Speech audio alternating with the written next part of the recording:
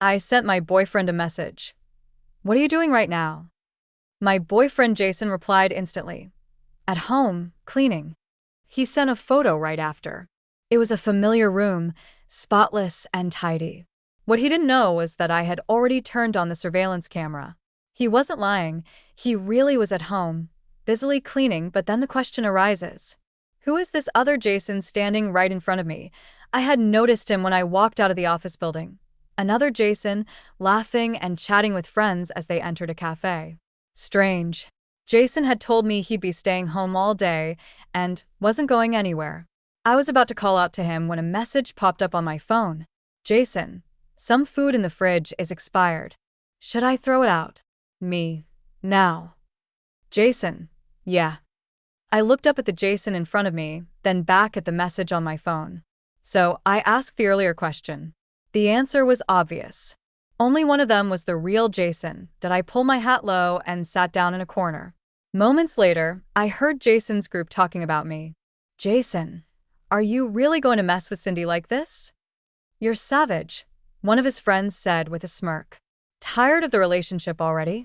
So you got your twin brother to stand in for you? Aren't you afraid Cindy will find out? Jason crossed his legs nonchalantly. She won't. Why not? Cindy's just a clueless simp. She chased after me for 3 months, and when I pretended to be broke, she obediently handed over her salary for me to spend on cars and starting a band. If that's not a simp, what is? What makes you think a simp would catch on to anything? They burst out laughing. So, she still doesn't know you're the second son of the Star Group, with enough wealth to last several lifetimes? Jason smiled knowingly. If she did, she'd cling to me even more. Then, why don't you just break up with her? Break up? How else am I going to piss off Lisa? Oh, still hung up on your ex, huh? His friends started teasing him. You're hopeless. At the end of the day, Lisa's the one you love most. Honestly, you and Lisa are a perfect match. That's Cindy? Just a fling. No kidding. Jason didn't deny it. How could Cindy compare to Lisa? After laughing for a while, someone asked, how did you even convince your brother? He's so serious and uptight, not the type to go along with this kind of thing.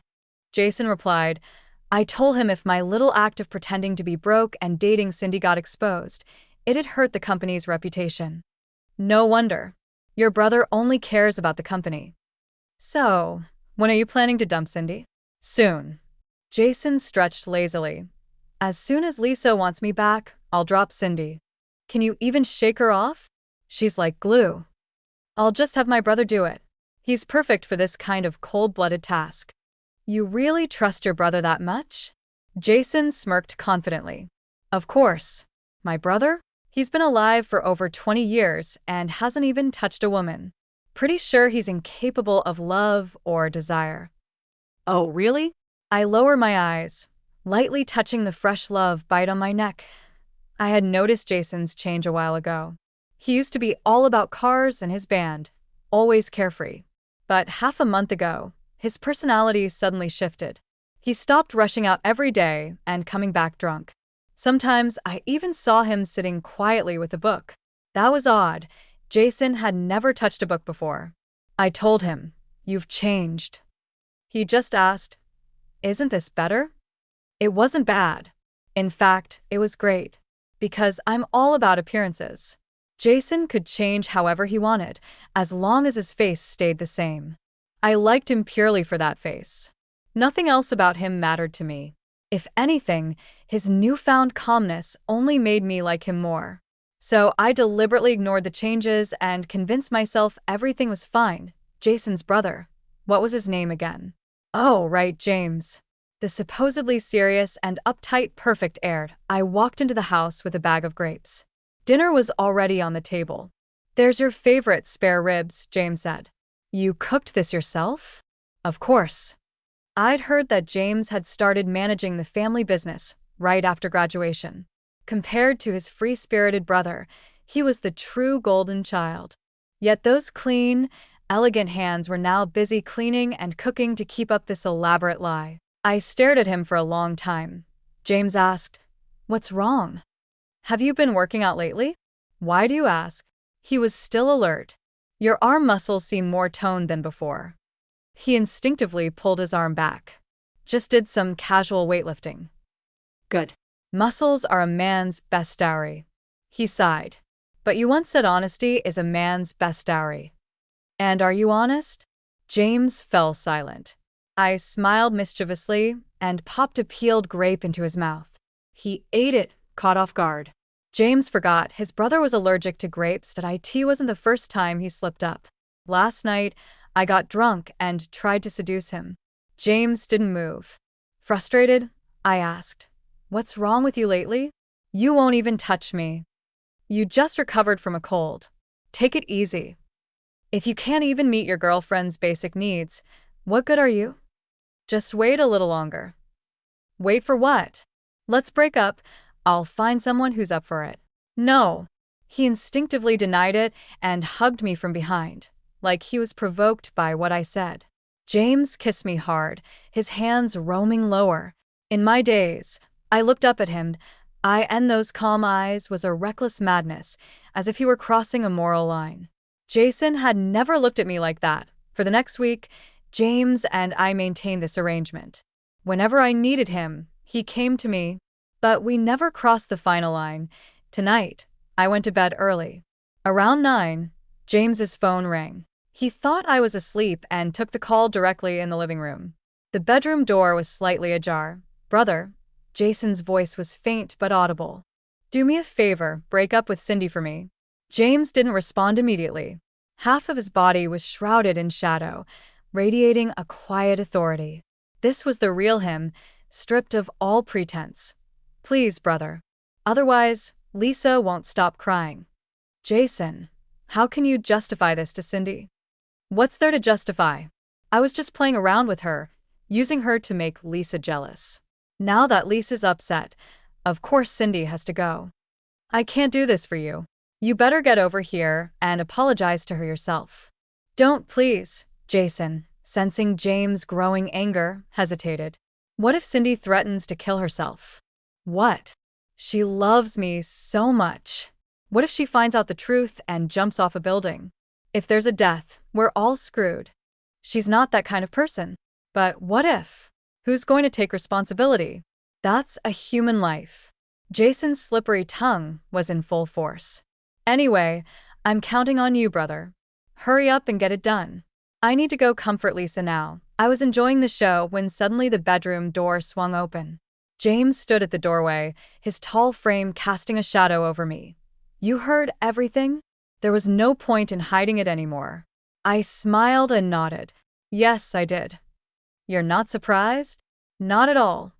"So, you've known for a while." "Not too long, about a week." Despite my best efforts to act as if nothing had happened, James had noticed. Who was he, after all? A genius who had taken over the family business in his 20s. My subtle changes and tests couldn't escape his sharp eyes, but for the past week, we had both played along. One not asking, the other not telling. Until this phone call broke the charade. "I apologize on Jason's behalf," James said. "That's unnecessary. I didn't even like him that much."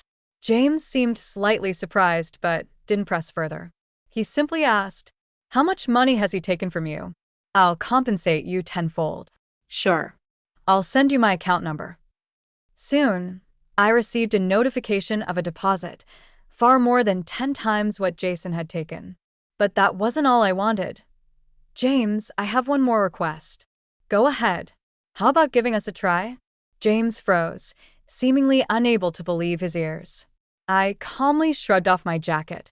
Under the dim light, my silhouette stood out. I couldn't see James' expression clearly, but I noticed his Adam's apple bobbing. "Put your clothes back on. You'll catch a cold." I wrapped my arms around his waist. "Stop talking so much. Don't you want to try?" As James. Under my teasing, James' eyes darkened, exuding that same quiet madness, the kind that seemed to want to tear apart morals and order, to destroy everything he had adhered to since childhood. At first, I took the lead. He remained silent, only watching me with that shadowy gaze. Until I whispered in his ear, "James." The next moment, he flipped me onto the bed, taking control. The The James who had seized the upper hand was completely transformed.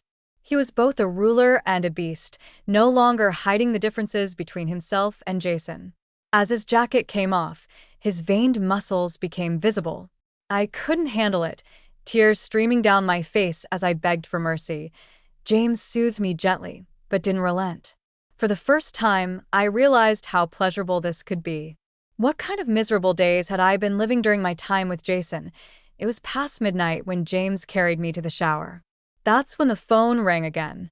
Annoyed, James asked, "Who is it?" "Brother, it's me." "Why does your voice sound different?" Jason's voice came through. "Get to the point." "I just wanted to ask, did you break up with Cindy?" James gave a dismissive, "Did she cry?" Jason, realizing his question sounded odd, explained, "I was just imagining you breaking up with her. She'd probably cry, and for some reason, that thought made me feel bad. If you haven't done it yet, maybe don't for now." James wasn't paying attention to him at all and irritably replied, "We'll talk later." Before ending the call, the atmosphere in the bathroom turned steamy again. James hugged me from behind and asked, "Who am I?" "James." "Who do you like the most?" "You, James." "Good girl. You're mine." But neither of us noticed that James hadn't fully hung up the call. Jason's voice suddenly came through the phone. "What are you two doing?" Jason's voice trembled slightly. That's when we realized the call had been connected for 20 minutes. James quickly ended it, but Jason wasn't giving up. He started calling me instead. I didn't answer. "Your brother's probably speeding over here right now, practically flying," I said casually as I got dressed. Don't worry, I'm here." "What are you going to do?" "Don't worry about it. Leave everything to me and get some sleep." The two Hu brothers were said to have a great relationship. James always unconditionally favored Jason. And Jason, wild as he was outside, was always obedient in front of his brother. I assumed tonight would end peacefully. Soon, Jason arrived. He didn't hesitate and punched James straight away. I watched Jason, out of control with emotion, in surprise. This wasn't what I expected. James didn't dodge. He took the punch squarely. Wiping the blood from his lip, James calmly said, "Keep going." Jason didn't hold back, landing 2 more punches. I finally understood what James meant by "leave everything to me." He intended to let Jason vent his anger. Seeing James starting to bruise, I stepped in. "Stop. Keep fighting in my house and you're both out." Jason stopped, his eyes bloodshot, looking at me with a mix of confusion and heartbreak. "James, leave. I need to talk to him alone." James refused, but I reassured him, "Don't worry. Some things only I can handle." Reluctantly, James left. As the door closed behind him, no one saw the faint smile that crept onto my face. Yes, some things I must handle myself. And some fires, only I can stoke. The moment James left, Jason pulled me into his arms, apologizing repeatedly. "Cindy, I'm sorry. I'm such a jerk. It's all my fault. I'm so sorry." I worked up my emotions, squeezing out tears. "Your brother? What about him? He used your messages to threaten me." I had no choice. I had been preparing for this day for a long time, adding fuel to the fire and sowing discord. At first, I worried whether my plan would work. But after seeing Jason's explosive rage earlier when he punched James, I was confident. Men are creatures ruled by possessiveness.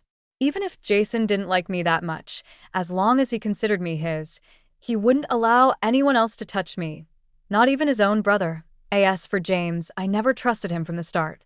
A man who cared only about the family's reputation. A man who would lie on behalf of his brother. Why would I believe he'd take my side? So, from the beginning, I had my plan. I'd use them up, take back my money, and sell them out without hesitation.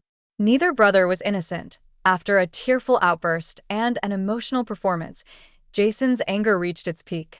By then, the clock read 6:30 a.m. I hadn't slept a wink all night, but I wasn't tired. I was exhilarated. Jason slammed the door and stormed out to confront James. The room finally fell silent. I pulled out the suitcase I had hidden, broke my SIM card, and left with nothing weighing me down. I boarded a high-speed train headed back to my hometown, Part of my carefully laid plan, as I said, I didn't trust either brother. Sowing discord was only meant to plant a thorn in their relationship. They would never truly turn against each other for me. Once they calmed down, they might even team up to deal with me. That's why I had to leave as soon as I stirred the pot. I had already submitted my resignation a week ago. To be honest, I had been wanting to go back home for a while. The only thing holding me back was Jason's face. Now, I could finally move on. The train moved toward the rising sun. Thinking about never having to see either of them again, I laughed out loud. 3 months passed, and life in my hometown was ordinary but happy. A high school best friend, Fanny, worked at the same company as me. The perk? We were inseparable. The downside? There wasn't one. Before Christmas, the company organized a team-building event. Fanny brought me some gossip. This is technically a team-building event, but it's really to welcome the new boss. A new boss. Our company recently secured an investment. I heard the investor is some big shot from City A. City A. The name made my heart skip a beat. But City A was full of entrepreneurs. There was no way it could be such a coincidence. Our company must be something special to attract an investor from City A, right? Fanny chattered on the day of the event. Fanny and I sat in a corner of the restaurant. I told her about my entanglement in City A. Wow, Fanny exclaimed. It's like you were paying to date a celebrity. Well, there's a difference, I said, tilting my head in thought. I could touch and sleep with him. You can't do that with a celebrity. Uffed, Fanny laughed, then she asked, do you have any photos? I want to see how handsome they were to make you juggle both brothers. I deleted everything before I left. The Smith brothers were incredibly low profile. There were no photos of them online, no information to be found. If there had been, I wouldn't have fallen for Jason's act of pretending to be poor for months. Fanny sighed. You need to fix this obsession with good looks. Don't worry, I'm cured. I'm done with handsome guys forever. Really? Then explain the suit-wearing hottie at your 10 o'clock. Isn't he your type? Where? I whipped my head around, half suspecting Fanny was messing with me. But there was a man. You see? I wasn't lying. I was about to tell you earlier. It was an unbelievably familiar face. Wearing rimless glasses, hair perfectly combed, James. Today, James didn't need to pretend to be anyone. He was himself, the powerful figure everyone fawned over. But why was he here? I froze, unable to react. At that moment, James suddenly turned his head and looked in my direction. I quickly looked away, cold sweat running down my back. Fanny was busy in a group chat. I asked in the small group, that guy is the new boss who invested in our company. Oh my God, he's so handsome. What's his name? Let me check. James. Oh, right, Smith. Fanny nearly bit her tongue. Wait, you mean that James? Yes. Holy crap, what a coincidence. Was it really just a coincidence? I clutched my chopsticks. Too scared to move, Fanny joked. How can there be two faces this gorgeous? There aren't. Girl, you've eaten too well. I had no mood for jokes. Grabbing my bag, I prepared to flee. Luckily, James probably hadn't seen me earlier. A colleague said he had already left with Manager Brown. The restaurant entrance was right next to the bus stop. While waiting for the bus, a familiar voice spoke from above and behind me. Leaving so soon? James' tone was calm. I froze in place. He seemed to have stepped out for a smoke, with Manager Brown still by his side. Manager Brown introduced me eagerly. This is Cindy from our company. James gave a slight nod, his expression unreadable, as if he didn't recognize me. Perhaps it was the fluffy hat and scarf covering most of my face. Or perhaps Taylor wasn't an uncommon surname. Manager Brown kept fawning over him until James interrupted. What's her position? Me? I stammered. I'm the creative team leader. Not bad. Young and accomplished. Manager Brown jumped at the chance to chime in. The boss is complimenting you. Thank him already. Young people these days have no sense of propriety. Thank you, boss. The atmosphere grew awkward. The bus wasn't coming, so I decided to call for a taxi and get out of there. Before I could lift my arm, a black Porsche Cayenne pulled up slowly. James opened the car door for the back seat.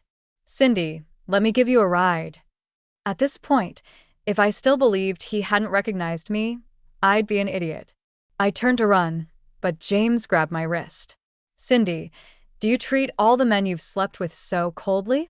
He said this softly, right next to my ear. Manager Brown didn't hear. Instead, he frowned and urged, "Get in the car, Cindy. Mr. Smith is being kind, offering you a ride because it looks like snow is coming. Don't be rude." I had no choice but to get in.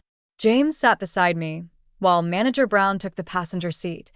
The ride was filled with Manager Brown's incessant chatter. James barely replied, and I stayed silent, unsure of what to say. Could anything be more awkward than this? James had probably already found out about the lies I told Jason, twisting the truth to make him turn against his brother. At the time, I had lied for a fleeting sense of revenge, never expecting to see either of them again. Up front, Manager Brown finally seemed to tire of talking and turned to me. "Cindy, don't just sit there. Say something." What could I say? After a moment of hesitation, I spoke politely. "Thank you, Mr. Smith, for investing in our company." "No need to thank me. I have my reasons." "Rest assured, Mr. Smith, our company won't disappoint you." "I'm not very interested in your company." James' words startled Manager Brown, who turned pale. James then continued, his voice steady. "It's just without this, would you even meet with me, Cindy?" Manager Brown's face twisted in shock, and even the driver glanced at me through the rear-view mirror. At this point, I decided to stop pretending. "Well, you certainly spared no expense," I said sarcastically. James smiled faintly. "Spending isn't a problem, as long as it turns into a dowry someday." "James, are you out of your mind?" Manager Brown looked at me in horror, as if warning me to tread carefully, but James didn't seem offended. He chuckled softly. "Out of my mind or not, I have patience. For the past 3 months, I've been quietly searching for you. When I finally found you, I didn't dare disturb you directly, so I had to take a roundabout approach. I hope you don't mind. I have nothing to say to you. Let me out." James placed his hand on mine to stop me. "You may not have anything to say, but I do. I'm sorry. I should have been honest with you from the start. That was my fault. The reason I sought you out this time was to explain everything." "No need for explanations." "Do you hate me that much?" "Yes. But you've said before that you like me the most." "That was a joke. Liars deserve to be lied to." "Cindy," James said, his voice suddenly serious, "there's something I need to tell you. Before he could finish, the driver slammed on the brakes. "I'm sorry, boss."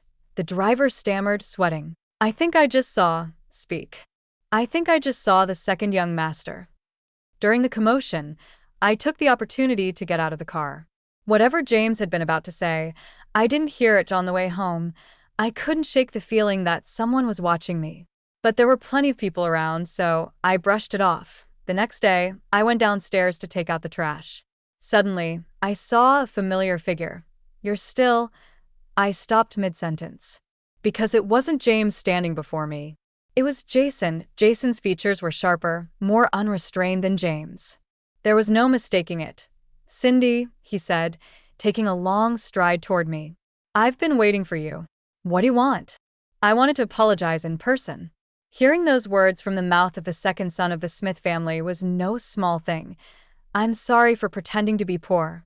I'm sorry for my lingering ties with my ex. I've made so many mistakes. Please don't forgive me easily. "And you mean?" "Come back with me. I'll make it up to you one thing at a time." I nearly laughed. Jason ending up here didn't surprise me in the least, because I had treated him so well. Even if I only liked his looks, I had given him my utmost sincerity during our relationship. Now that he'd lost that sincerity, he was grappling with a sense of loss. "I've cut ties with my ex."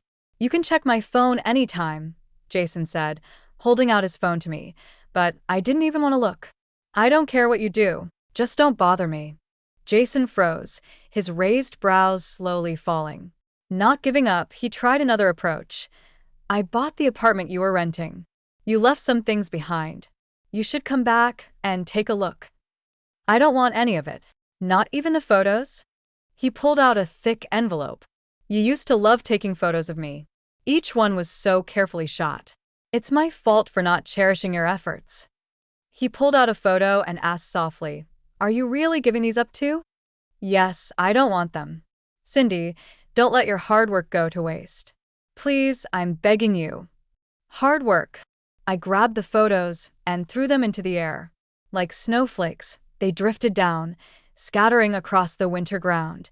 Jason finally couldn't hold back. His eyes reddened. For days, Jason stood outside my apartment building. I avoided him by staying late at work. James was away on a business trip, so I didn't have to see him either. At 9:30 p.m., the office was empty except for me. Sorting through creative proposals, I grew drowsy and eventually fell asleep at my desk. When I woke up, the acrid smell of smoke filled the air. Fire. I quickly called for help and followed the firefighter's instructions to evacuate via the stairwell. But the stairwell door was locked. I had no choice but to return to the office and wait for rescue. It was a Friday night, and the streets outside were packed with traffic from post-dinner crowds. The fire grew stronger, and nothing I did could delay it. Eventually, I collapsed in a corner, struggling to breathe. I knew it. Staying late at work never ends well. Now I might lose my life over it. Just as despair set in, I heard heavy blows against the fire door. One after another, countless strikes until someone finally broke through. James charged through the flames and carried me out. Just before I lost consciousness, I heard a familiar voice reassuring me. Don't be scared. I'm here. When I woke up in the hospital, Fanny flung herself onto me. Thank goodness you're okay, she sobbed. Hey, why are you acting like you're mourning? Ugh, don't say things like that. You're lucky Mr. Smith got there in time. I asked her, Where's James? Fanny sighed. He's not in great shape. His left arm is fractured. How did that happen? From breaking down the door.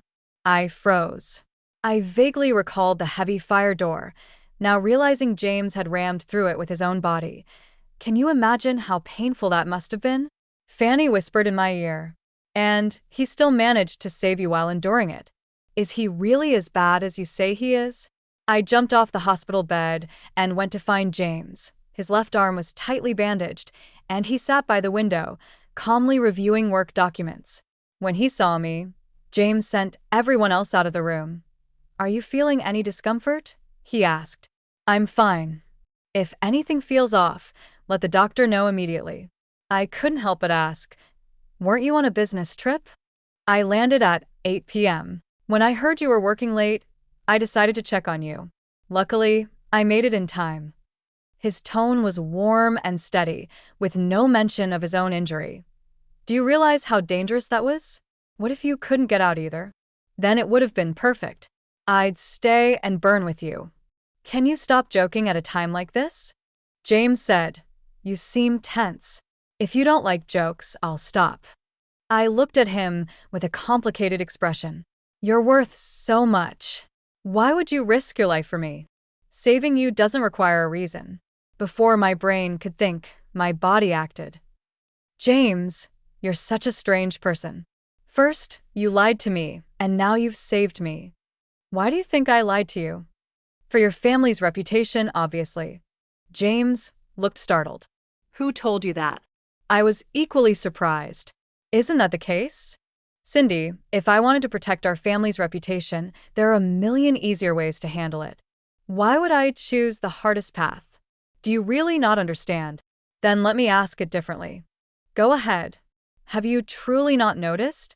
I've liked you for a long time. I was stunned. Define a long time. Since you started chasing Jason. I almost jumped out of my chair. Back then, I didn't even know Jason had a brother. And yet, he had already been harboring feelings for me. Before I could process this, James delivered another shock. I fell for you because you mistook me for Jason. James then told me a story. At the beginning of the year, while I was pursuing Jason, I heard he was sick and rushed to the hospital to see him. After searching everywhere, I finally found Jason in a corner, hooked up to an 4. Why are you dressed so formally today? I asked.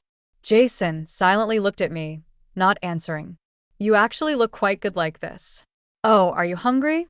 I brought you something I made myself.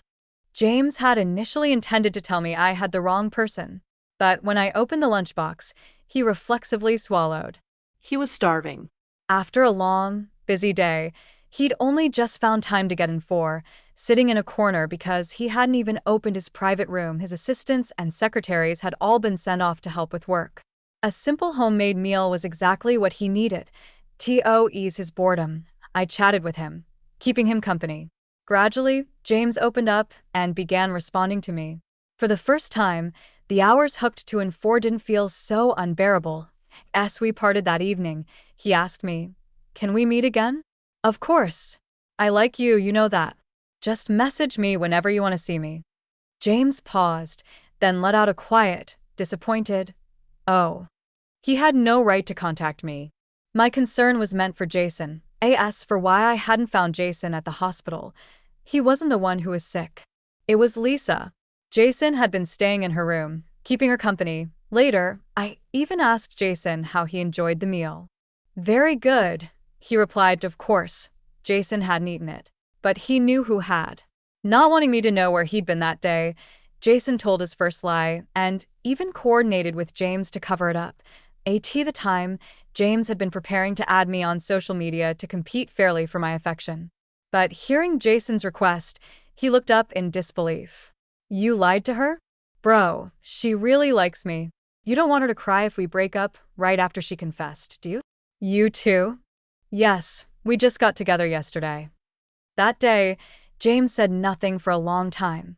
When Jason said he was tired of the relationship and asked his brother to step in, James found it absurd. He wanted to crack open Jason's skull to see what kind of garbage was inside, but deep down another voice screamed, "This is your chance." Not only could he step in, but he could also help Cindy move on painlessly, because if she ever learned Jason was two-timing her, she'd be devastated.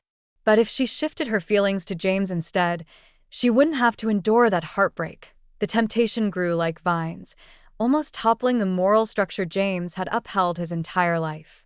But she was his brother's girlfriend. James had always followed the rules, never stepping out of line. How could he even consider such a thing?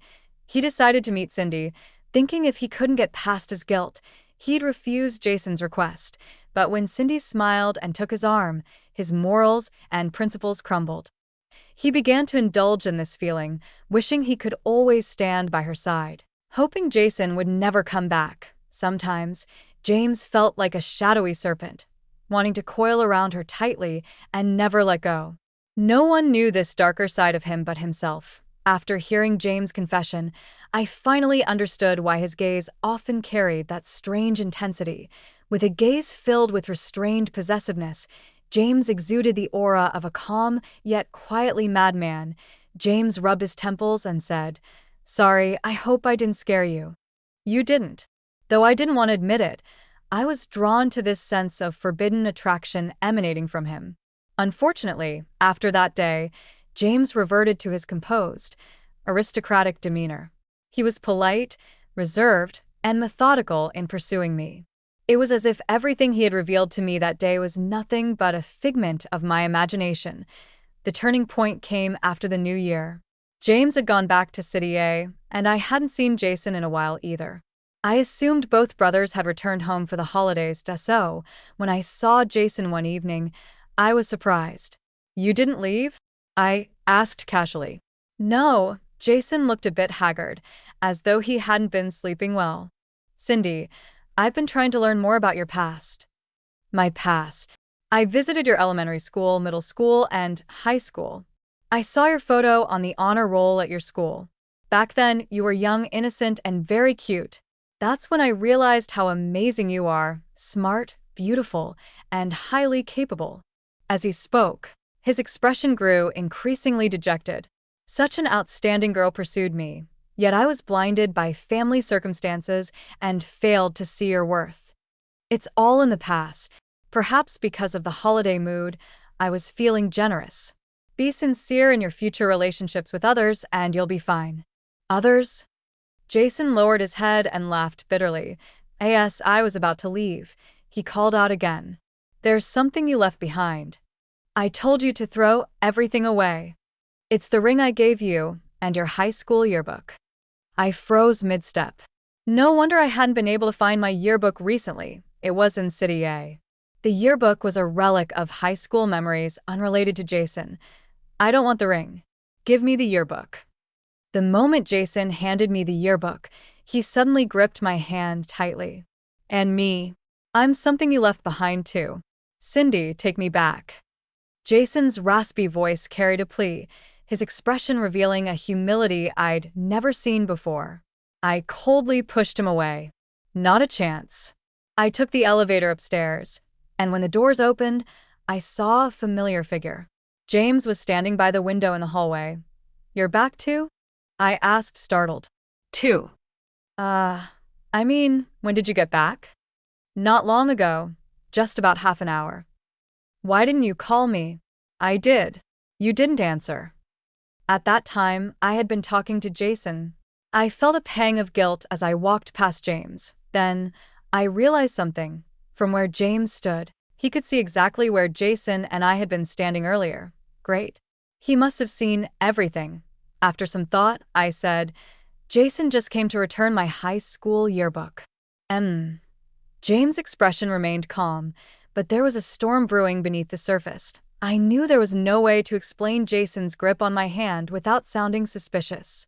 Sometimes, explanations only make things worse. Once inside my apartment, I slipped off my shoes, only to be embraced from behind by James. The lights were off, and the setting sun cast an intimate glow through the room. James was unusually intense, kissing me from my earlobe to my collarbone, leaving me breathless. Aren't you supposed to be restrained lately? I asked, gasping. That was an act. What? I didn't want to scare you. His dark gaze was filled with possessiveness. My left arm isn't fully functional. You'll have to undress yourself, he commanded, his voice low and steady. Be good. Let me see. What followed was far more passionate than ever before. Despite his injury, James was rough, his actions carrying a tinge of punishment. He kept forcing me to choose. Was it him I preferred or Jason? Was it better with him or with Jason? At one point, I got angry and deliberately said, Jason. This only earned me even harsher treatment, leaving me regretting provoking him. I already knew how he was. He never stopped once he got started. By the end, I felt like I had just been pulled out of the ocean, floating in a surreal daze. James, not quite satisfied, bit my shoulder lightly. I love you. Exhausted, I instinctively replied, I love you too. James froze, his eyes lighting up with surprise. Perhaps I had fallen for James long ago. It wasn't just his devastatingly handsome face that drew me in, but also his steady demeanor and exceptional competence. Even those who don't admire power can't help but respect his excellence. During his pursuit, I had been quietly observing and learning from him too. Feeling hungry after all that exertion, I opened the door to grab my takeout, only to notice a red velvet box at the entrance. Inside was a familiar ring, the only gift Jason had ever given me. During the first month of our relationship, Jason had been here. Perhaps he had stood at the door for a long time, hearing everything inside.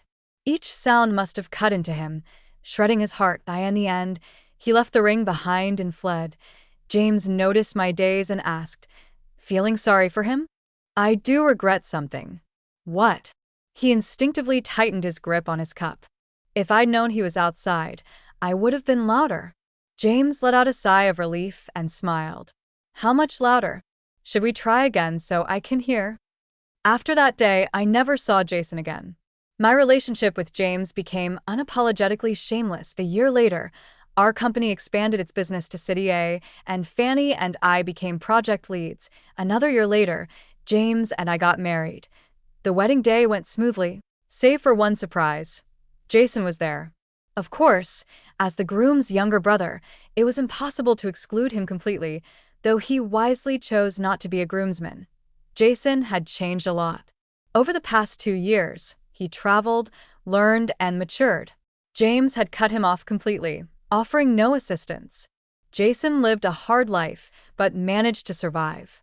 The challenges of society had polished him, giving him a newfound steadiness. But in the lift of his brows and the corners of his eyes, Jason still couldn't completely hide that innate boldness. An elder led Jason over to me. He obediently called out, "Sister-in-law." Occasionally, when I turned away, I could feel a gaze lingering, shadowing my every move. So what? Even if I knew he still harbored feelings, what difference would it make? I took the initiative to hold James' hand tighter, silently reassuring him. Though they shared the same appearance, their souls were entirely different. I only love someone who is sincere. As the lights poured over us and the crowd's attention focused on us, I reaffirmed my choice, once again, and without hesitation.